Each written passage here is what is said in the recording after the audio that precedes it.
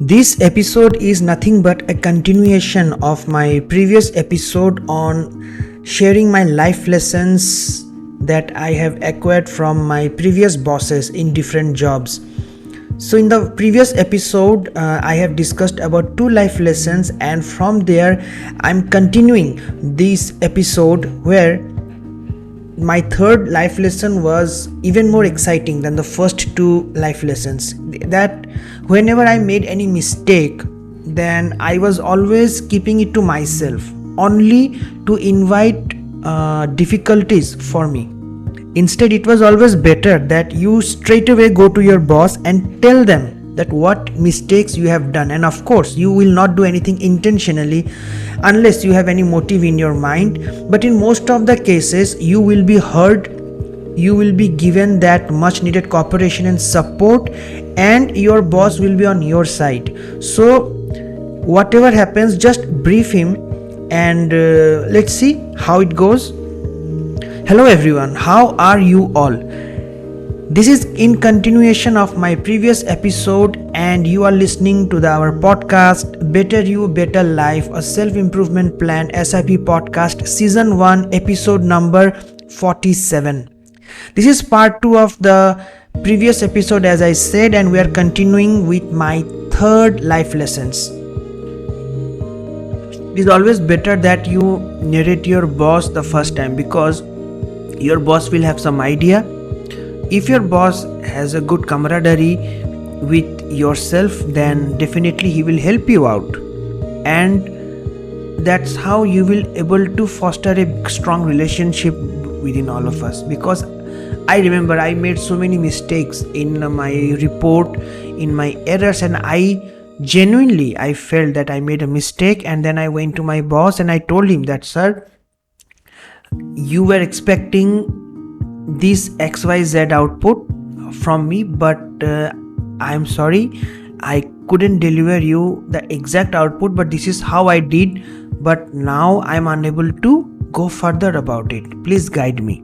The moment you submit yourself, submit means it's not like you are totally submerging yourself into his feet. It's not like that. It's just that you are just trying to protect yourself by creating a barrier, by creating a shield out of shield with your boss's trust, with your boss's synergy with yourself. So that's how he will try to protect you in the sense that obviously he will not protect you, he's not Superman or someone, but he will definitely give you some angle, like, because he has become boss after several years of work experience, so you have to take advantage of his experience and use it for your own well-being and survivability. So he will give you definite suggestions, and he will help you out in a majority of the cases. Of course, he might scold you for your stupidity, he might take legal action, or he might take some strict action against you, he might penalize you, he might stop your salary, deduct your salary for a few days, but in the end, there will be whole transparency. There will be no much scope of any kind of politics, right, or any kind of there will be that situation will remain very clean, and you will be able to deal with it head on. Your good night's sleep will be intact, that I can assure you. So that was the third life lesson which I have got. The fourth life lesson which I have got from my previous bosses or my current bosses is that always be in a pack. See, this is the era of producing great leaders, blah blah blah. This is the year everybody's talking about entrepreneurship, founders, you have to become a good leader, leadership practices everywhere. No, all these things are just bullshit. Actual leadership, you will always learn through practice, not not by following successful people, because they will never reveal their formula of leadership to you. No matter how many self-help books you read, no matter how many TEDx talk you listen, you hear multiple times on different platform or interviews, nobody will tell you. That's why this is like reality. You have to accept it. Always try to stay in a pack. Never take any initiative unless you are very much knowledgeable about it. The moment you try to impress your boss without having any background knowledge, you create undue expectation, and the moment you try to or you are unable to fulfill them, you earn negative points against you, and that will be utilized by several other carnivores existing in your company. So what I'm trying to say is that never take any initiative alone, head on. Of course, if you are a critically important strategic person for an organization, then that's a different case. But on a normal circumstances, or it is always preferred to have a teamwork, distribute your role, and never sign off any paper giving any commitment or any kind of deadline, and always keep everyone in the loop. It is always easy to lost in the pack rather than showing yourself head on, because when that thundering will strike, it will strike the tree which is first in the firing line. It will never affect any other forest tree or any other fruit tree in the vegetation. The first trees those are coming in the firing line will be cut down easily, or lightning will strike there. So don't try to take that lightning strike upon yourself to destroy your career.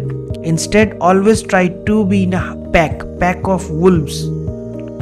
Distribute your work so that you are also distributing the risk upon yourself, and even if the assignment fails, everybody will be liable, so it will save you, isn't it? So that was my lesson number 4.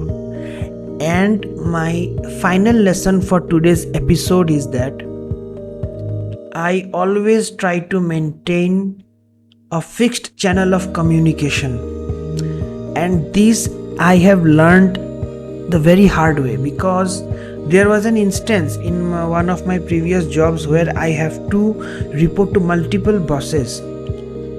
Now those bosses may not have any mutual connection between them because they are of different departments, but being a young professional or being a very management trainee, you have to manage every department, and you have to report your status, or you have to report your work progress to each and every head of the department, right? And that is the reason why now, when multiple channels of communication existed during my situation, so HR, production, operation, then accounts, so nobody knew what I was doing exactly. So everybody was thinking that I was just spending time, I was sitting idle, and I was just giving excuses. On the other hand, I was overwhelmed with interdepartmental work, and I was totally lost. And then after facing some very bad situations, I figured out a way, and that is following a single channel of communication. I approached the senior management that you give me a reporting officer to whom I will report my daily task and responsibilities, so that it will make my task easier, and the reporting officer will be knowing, will have information about my know-abouts, isn't it? So whenever I do any kind of task, I will tell him that, sir, this is the task I have been assigned from the Department of Finance, and I'm expected to do this. Shall I go forward or not? Now what will happen? He will be in the communication loop, and he has to suggest whether I should take up that work or not, because he must have his own work which are meant to assign to me, but he is unable to assign me because before he assigns me, I have told him that I have been assigned somebody else's work. So now that reporting officer and Department of Finance will have some mutual discussions, and then they will sort out among themselves, so that you will be asked to do exactly what you were supposed to do, isn't it? So in that case, what happens, that multiple lines of communication breaks up. You will have only common communication system through your reporting officer, and that will also help you in your appraisal. So that was my lesson number 5. So once again, I'm just recollecting all my 5 life lessons which I have learned from one of my previous bosses. Is that having contact number of all the workers or all the employees in an organization.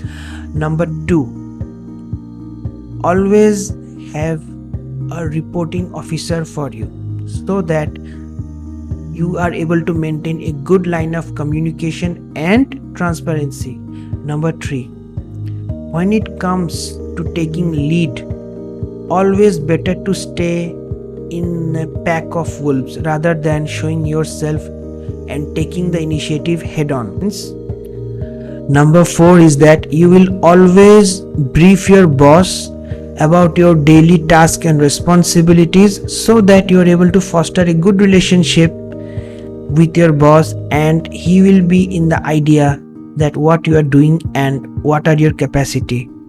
And the 5th yet most important lesson is that whenever you make any mistake, whenever you make any kind of foolish act which may cost the organization, sometimes it is always better to tell your boss directly as a first person.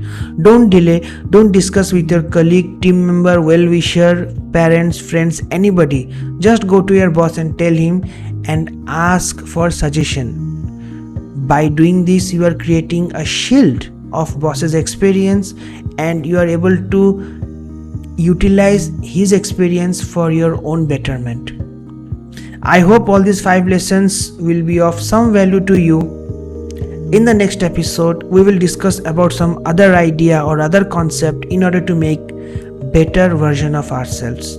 Thank you for listening to this episode. I would request you that if you are finding all these episodes a bit of valuable to you, then kindly subscribe or kindly follow, because your encouragement what drives me forward.